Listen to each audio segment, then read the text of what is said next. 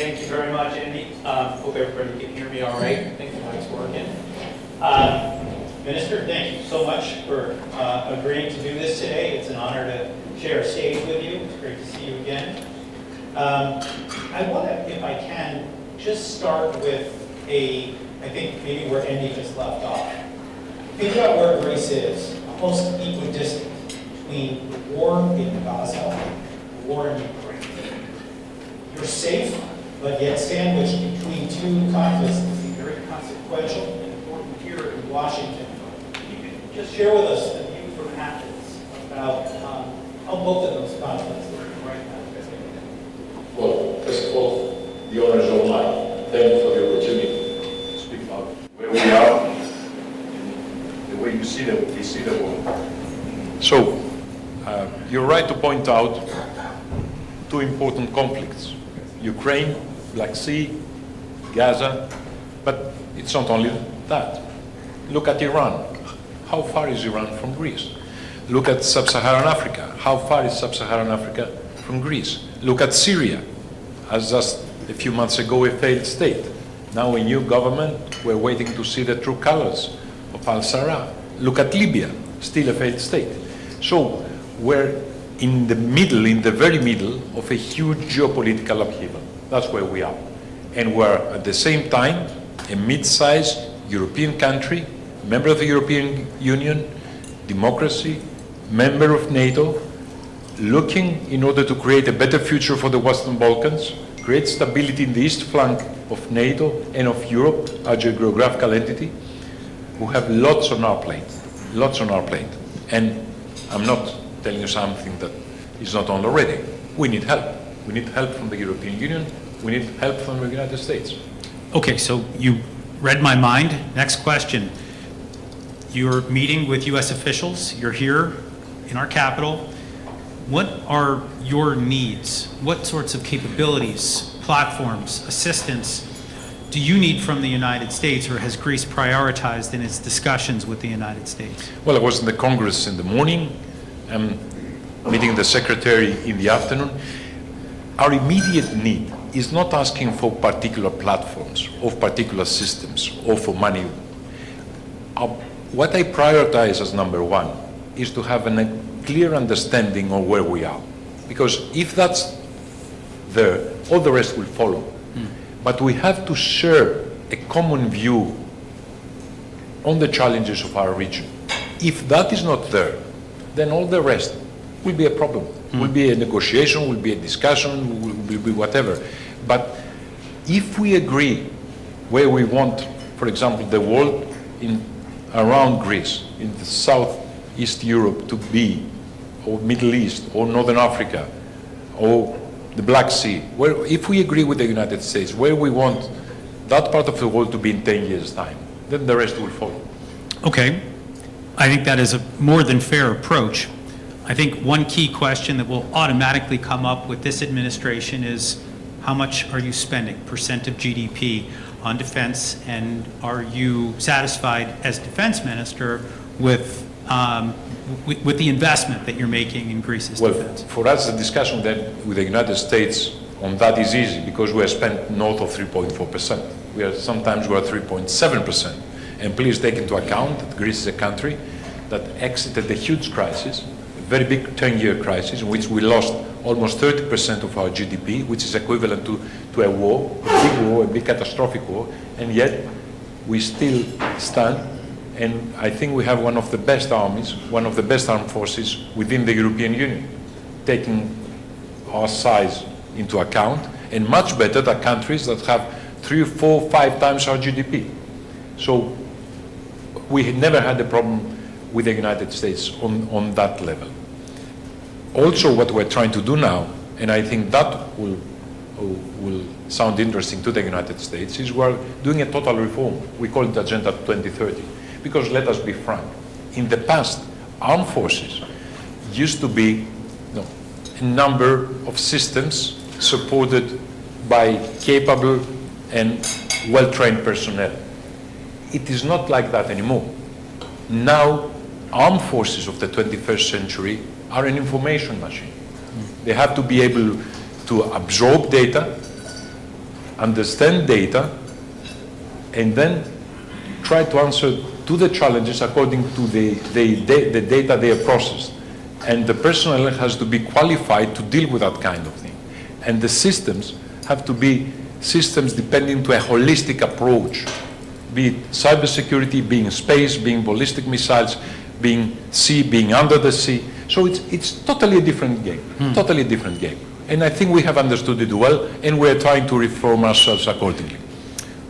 So arguably the one country in your immediate neighborhood that has done the best job of integrating all of this data and all these systems, and in fact using AI on the battlefield, the Israelis. I know that there has been a lot happening between Greece and Israel over the last, well before the last 2.5 years, but it's obviously become more intense, the engagement between Athens and Jerusalem. If you could talk a little bit about the relationship and how it's evolved. I know it hasn't always been easy, but it has looked to be very productive and actually maybe more of a partnership now than ever. Am I wrong? No, you're not wrong at all. You're right. And my counterpart, Minister Gatz, was in Athens just like 10 days ago, and we had a very thorough discussion, and we also agreed on next steps between ourselves and Israel. I think Israel is a partner for Greece now that could show us how it addressed challenges of the 21st century, and we will be glad to copy, because when you are clever, you don't reinvent the wheel. You just find a wheel and you create a wheel that serves your needs. But also, we have quite a similar understanding with many challenges in the region, with Israel. So it's both political and factual in the sense that we do things together. Well, I think maybe let's just talk about the elephant in the room then. When we talk about... Is there one? I think there's one. It's a big one, I think, right now for both Israel and Greece. Right? I'm talking, of course, about Turkey. This is a country, you and I were speaking about it right before our event started today, that Turkey has had a remarkable surge in the region. Right? We see it in Syria, we see it in Gaza, making inroads reportedly in Lebanon, the Horn of Africa, and beyond. And I think that if there is in fact a war between the United States and Iran, I'm going to expect that Iran loses power and Turkey probably gains. This is not in the interest of Greece, and it is not in the interest of Israel. So I guess if you could describe the common vision of what you'd like to see and maybe what you would not like to see as a result of Turkey's increased, they call it neo-Ottoman expansionism. I'll let you describe it as you will. Well, first of all, I'm going totally to agree with you that Turkey has been Turkey, I call it, as President Erdogan who wants his country to be called Turkey.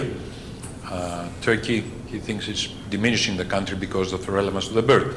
So I would totally agree with you that Turkey has been extremely successful in the last few years.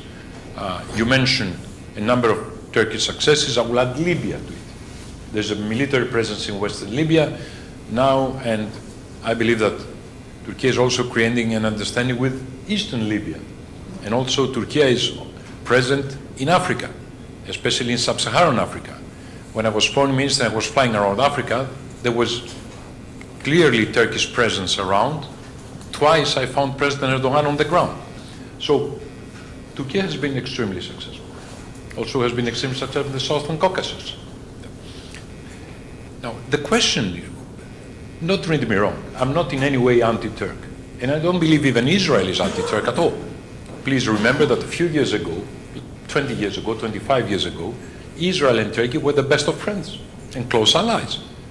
Israel was closer to Turkey than it was to Greece. It was never an enemy to Greece, but it was not as close to Greece as... So what has changed? Let's take it from the Israeli view, not the Greek view. Because from the Greek view, somebody may say I'm biased. Let's take it from the Israeli view. Now, who is advocating for Hamas? Really advocating for Hamas? Who has never expressed any regret for what happened the 7th of October in Israel? Who hosts the Muslim Brotherhood? And I'm always saying, when I'm in European capitals, and now I'm in Washington, the capital of the United States, I propose a test, which I think is very, very easy to perform. We do have artificial intelligence. Great. So let's ask the Americans to produce a photo of the future in 10 days, in 10 years' time, or 20 years' time. How they wish, according to their interests, Eastern Mediterranean to be, and the Middle East. And then go to Ankara and ask the same question to President Erdogan, to project in a photo how he would like that region to be in 10 or 20 years' time. Now, how similar those two photos will be, you think? I think they will not be similar at all. No. They will be totally, totally different. So that's my answer to the United States. What do you want? What serves your interest? The Israeli, let's say, point of view, or the Turkish point of view? And act according to your interests. Okay, so clearly, and by the way, the list that you mentioned of all the crimes of this regime in Ankara, I think is all accurate. No, I only stated facts. Oh, I was going to say, I didn't characterize anything. No, but I would not just, a word. I would just also argue they've laundered money for the Islamic Republic at the height of the standoff over its nuclear program, the support of ISIS. I mean, the ways in which this regime in Ankara have worked against American interests, Greek interests, Western interests, Israeli interests, it is truly remarkable. So I think my next question to you would be, what can or should be done? Is this an EU thing? Is it a NATO thing? Is it just a trilateral thing between Israel, Greece, and Cyprus? In other words, if the region is to fight for itself and not to have the intervention of the United States, because I think we can all agree the President of the United States and the President of Turkey have a good relationship right now. The odds of the United States intervening and pushing Turkey back seems low right now, to me. That's my assessment. Are there ways in which the region can gain more ownership? For example, people here have talked about the Greek and Israeli navies patrolling together on the Med. Is that something that you're considering? Are there other initiatives that might be a deterrent to Turkey? So I'll start with your point of the friendship between President Trump and President Erdogan. Great. Why can it be the right way? President Trump pulling President Erdogan towards Western values, towards the Western approach to Western interests, instead of vice versa. I mean, why would President Trump accept the idea of an Islamist element in the region and not pulling President Erdogan towards his original position? And please allow me to remind you, what was the original position of President Erdogan? He wanted Turkey to become a member of the European Union. He wanted human rights. He wanted rule of law in Turkey. Why can't we bring him back in that original DNA of his? I mean, of course, it's a rhetorical question. Who am I to dictate to President Trump and who am I to dictate to President Erdogan? I respect them both. They are leaders of their countries and leaders of their governments and their nations. But now, as far as Greece and Israel is concerned, well, Greece and Israel is reacting to common challenges. So, we don't try to keep Turkey out. We're not trying to exclude Turkey from what we're doing. We would love if eventually Turkey would subscribe to what we're doing and come and join us. But that has certain preconditions. For example, you speak about the Eastern Mediterranean. There are rules. The rules is not Israeli rules, not Greek rules, not Egyptian rules, not Turkish rules. It's the International Convention of the Law of the Sea. If Turkey accepts the International Convention on the Law of the Sea and subscribes to the International Convention of the Law of the Sea, then we cooperate all together. Why not? But if not, if Turkey has this strange idea, which only China shares in the world, and China partly, never expressly, that islands are not entitled to continental shelf, are not entitled to territorial waters more than 6 miles, are not entitled to exclusive economic zones, regardless of the size. For example, Crete. According to Turkey's way of interpreting international law, and interpreting is within brackets, because you cannot interpret international law like that, even if you're drunk. But it is. Crete is entitled to nothing except 6 miles of territorial waters. How can you reason if somebody has that kind of approach? And yet again, the position of my government, and I have to say of myself, is continue talking to Turkey, to Turkey, continue arguing, because at some point in the future, if we have lines of communication open, eventually Turkey may understand that its interests also lie much closer to what we are doing, what Israel is doing, what the European Union is doing, than on a rather individualistic approach towards recreating some sort of Ottoman Empire which was there up to the First World War, and I think it would be rather difficult to recreate it now. Okay, so you've explained the blue homeland policy of... yes, which, by the way, is quite new. Yes. It was not there 10 years old, 15 years ago. Yeah. This blue homeland, Maviva-Tan thing, I remember myself, I was foreign minister the first time I saw President Erdogan as speaking to his College of Naval Cadets, and behind was that blue homeland map. And I called a Turkish friend of mine, I told him, what the hell is that? And believe it or not believe it, his answer was, Nikos, he didn't know what is behind him. He didn't know. Why I mention that? Because at that time, Maviva-Tan was a very new approach. Within 2 or 3 years, it became an official doctrine of the Turkish state. And I'm told now that they teach it in the Turkish schools. But I'm afraid that is a trap for all of us, and especially a trap for the Turkish society. So let's talk for just a minute. We haven't mentioned Cyprus yet. Cyprus seems to be getting hit the hardest from some of the Turkish adventurism in the East Med, a complete violation of the coastline heading into what is territorial waters of Cyprus. And Greece is, I guess, from my perspective, it's the only country that would. I mean, you're like brothers, right? You're two countries, two Hellenic countries in the region. What is the collective response from Greece and Cyprus to this? I mean, are you providing alternatives to Blue Homeland? Is it direct challenges to the Turkish Navy? I mean, this is very delicate, is it not? One trap that Greece is avoiding and should avoid is creating some sort of similar idea to the Blue Homeland, just opposite of it. It's easy for any system to produce these grand ideas of the 19th century, of expansionism, etc., etc. But this is totally outdated. This does not serve a modern state or a modern country or the modern society. So no, Greece does not promote something like that. And when we are speaking about Cyprus as a brother country and a brother nation, we don't speak only about the Greek Cypriots. We speak about the Turkish Cypriots as well.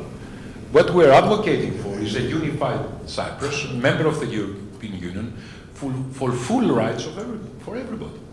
And honestly, if there was a Turkish friend here and he could speak secretly to us without being overheard, and we ask him one simple question: where would the Turkish Cypriots' right would be more protected?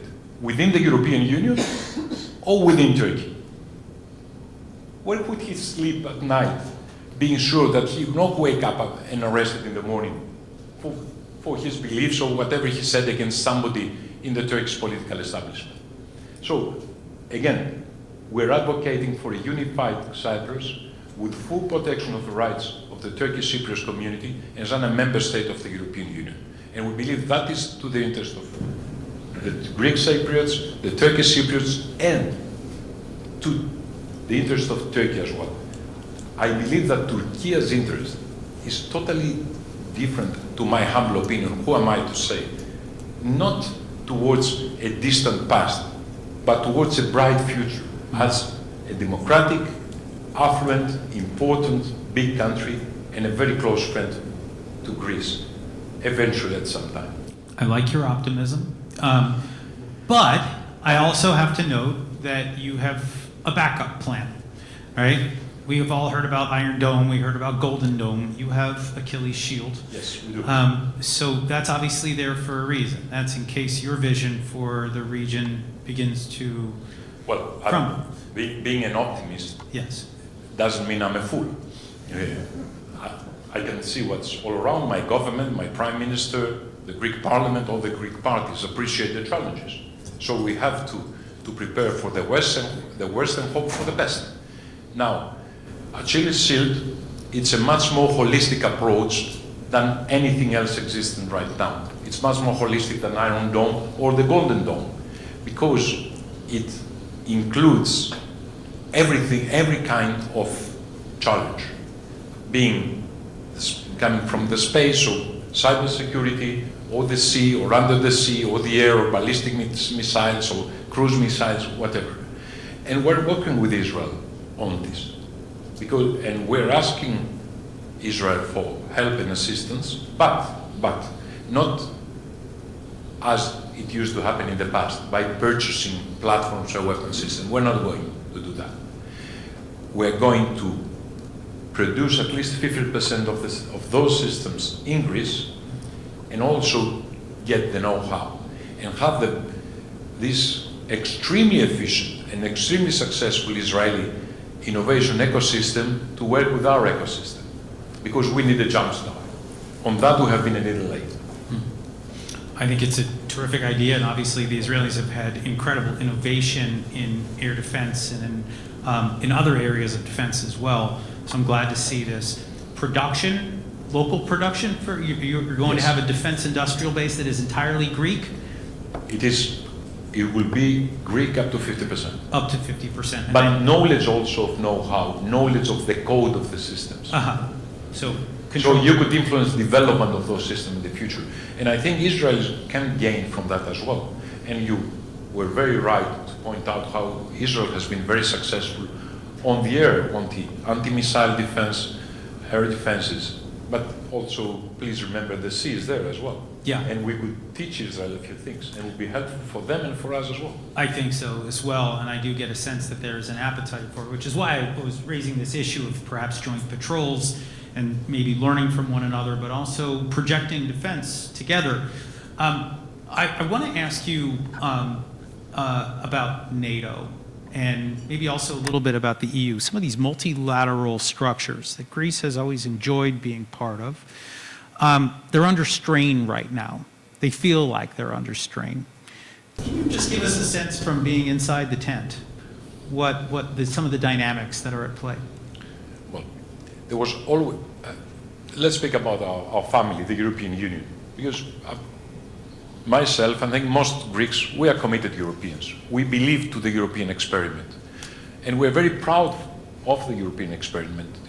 I think it's a unique achievement in the history of mankind. I'm repeating myself by saying it's a part of the world where is democracy, human rights, women's rights, rule of law, possibility of everybody to express freely what he or she believes. I think this for the humankind is an achievement. But we have delegated the defense of this achievement to the United States. And now everybody knows that. Very affluent, very successful countries like the Federal Republic, Germany, didn't have any serious armed forces to speak of. Explainable because of historical reasons.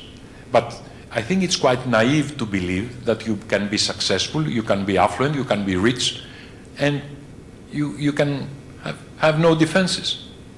That is not this world. Would have been called paradise. Yeah. So we have to work again and work within Europe. And now Europe feels strangely, because of the new United States position, which says clearly to Europeans, if you don't spend enough of your own defense, don't rely on us.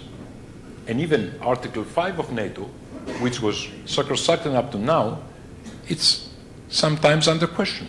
Yeah. Although I have to say, many American officials that speak to me tell me, no, Article 5 of NATO is there to stay. But in some European capitals, there is doubt.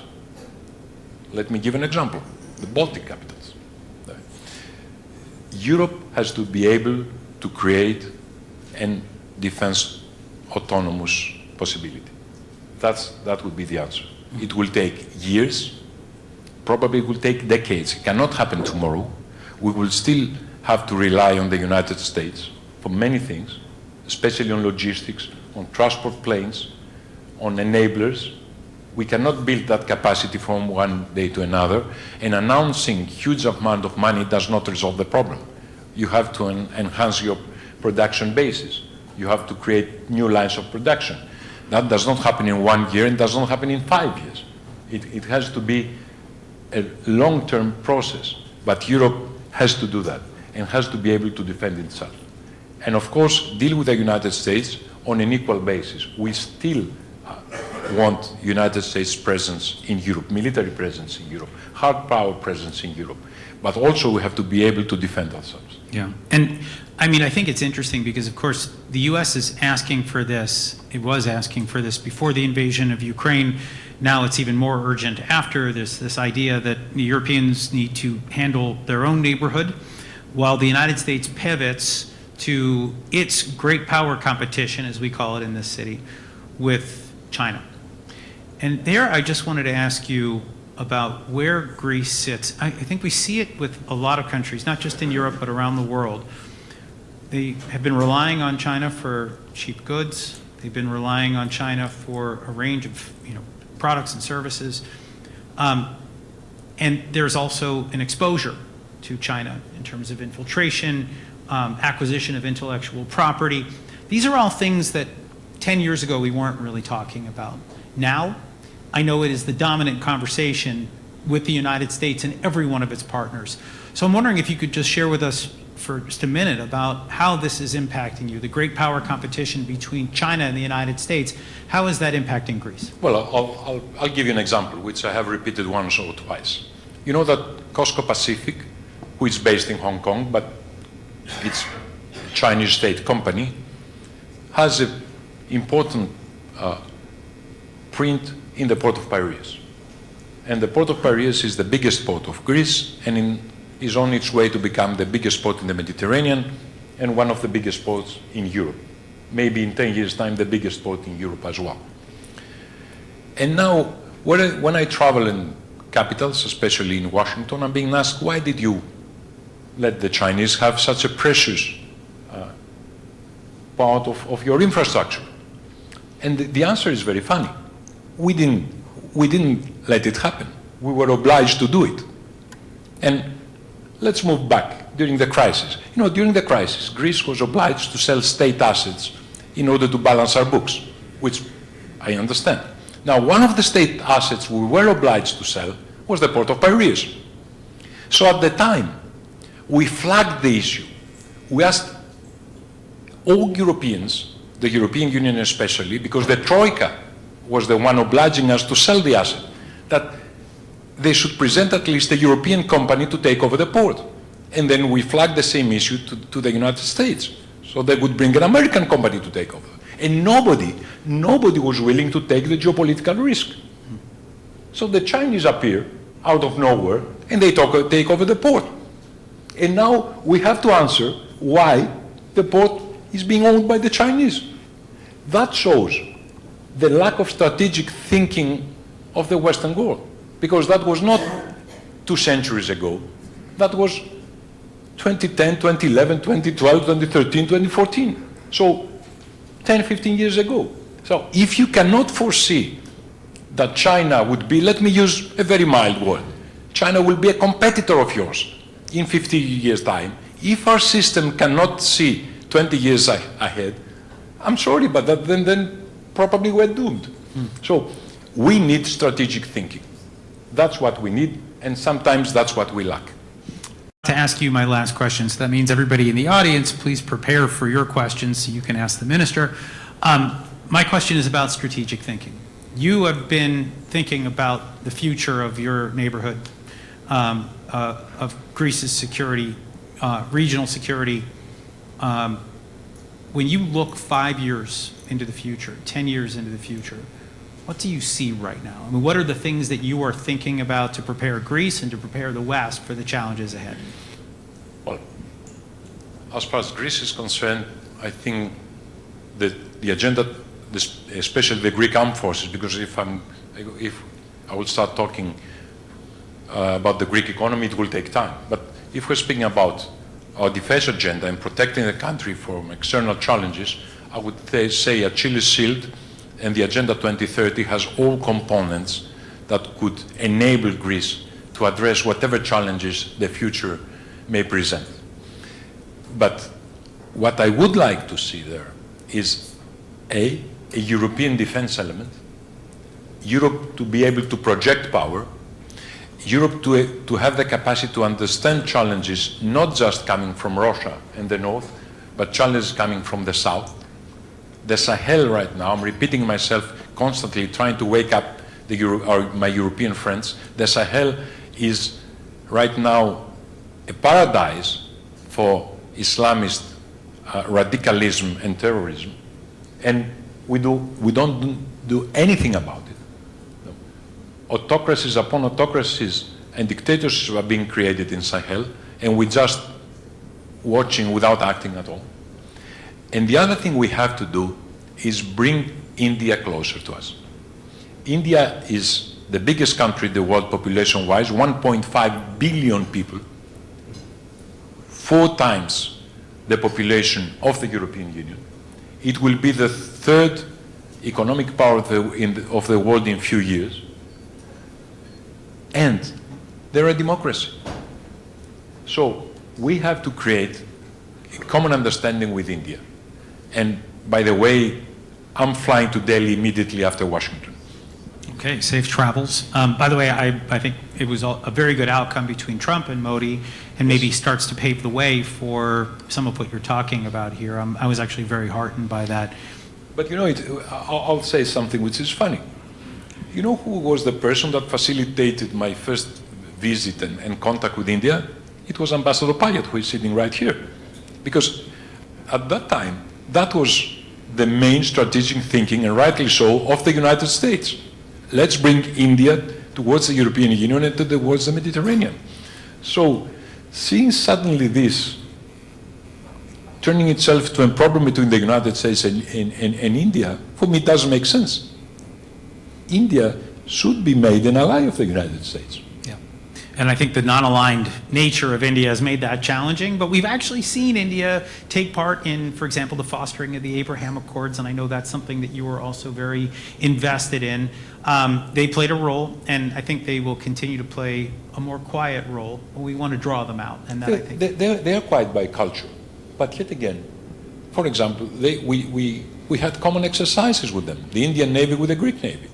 Indian frigates were present in the Red Sea, not involved in cooperation Aspides, in Operation Aspides, but cooperating with Aspides. So India is quiet, but India could be a very important actor.